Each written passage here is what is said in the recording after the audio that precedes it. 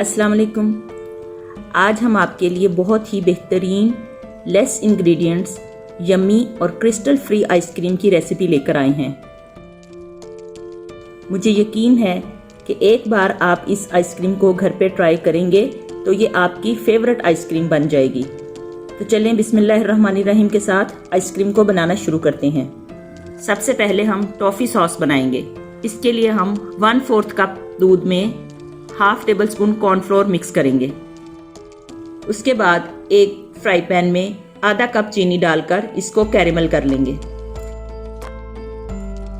जैसे ही सारी sugar melt हो जाए और इसका कलर ब्राउन हो जाए तो इसके अंदर हम आधा कप दूध आहिस्ता आहिस्ता करके डालेंगे और इसको हल्की आग पे पकाते रहेंगे यहाँ तक कि सारा दूध और कैरेमल अच्छी तरह से मिक्स हो जाए।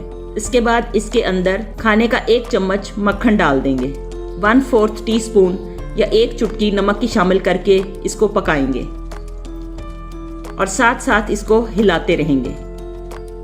इसके साथ ही इसके अंदर कॉर्नफ्लोर मिला दूध डालकर इसको हल्की आग पे पकाएंगे। थोड़ी देर पकने के बाद सॉस गाढ़ी हो जाएगी। कॉर्नफ्लोर डाल के हम इसको थोड़ी देर पकाएंगे ताकि कॉर्नफ्लोर का कच्चापन खत्म हो जाए और सॉस भी गाढ़ी हो जाए। इसके बाद हम इसको किसी बाउल में निकालकर ठंडा होने के लिए रख देंगे। एक पैन में 1 कप ठंडा दूध डालकर उसके अंदर हाफ टेबल स्पून कॉर्नफ्लोर डालकर मिक्स करेंगे और फिर इसके बाद इसको हल्की आग पर पकाना शुरू करेंगे।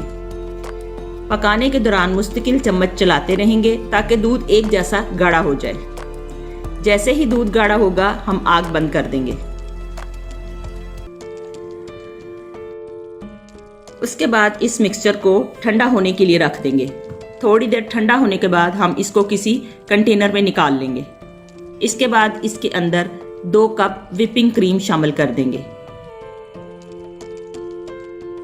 और मिक्सचर को अच्छी तरह से मिक्स करेंगे ताकि दूध और क्रीम अच्छी तरह से मिक्स हो जाए। फिर इसके बाद इसको ढक्कन लगाकर बंद करेंगे और इतनी देर के लिए फ्रीजर में रखेंगे कि ये सेमी फ्रोजन हो जाए। जैसे ही आइसक्रीम सेमी फ्रोजन हो जाएगी तो इसको हम निकाल कर बीटर के साथ बीट करेंगे।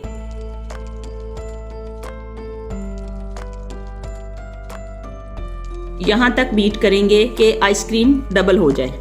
आप हमारी बेहतरीन और मज़ेदार रेसिपीज को फेसबुक पर और इंस्टाग्राम पर भी हासिल कर सकते हैं।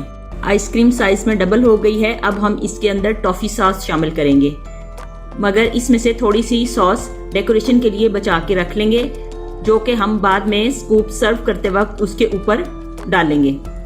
टॉफ़ी सॉस डालने के बाद इसको बहुत अच्छी तरह से दोबारा बीट करेंगे यहाँ तक कि सारी सॉस और आइसक्रीम मिक्स हो जाए।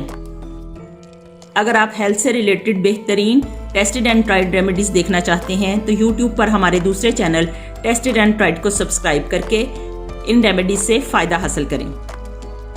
आइसक्रीम अच्छी तरह से मिक्स हो चुकी है। अब हम इसको दोबारा फ्रीज़र में फ्रीज होने के लिए रख देंगे।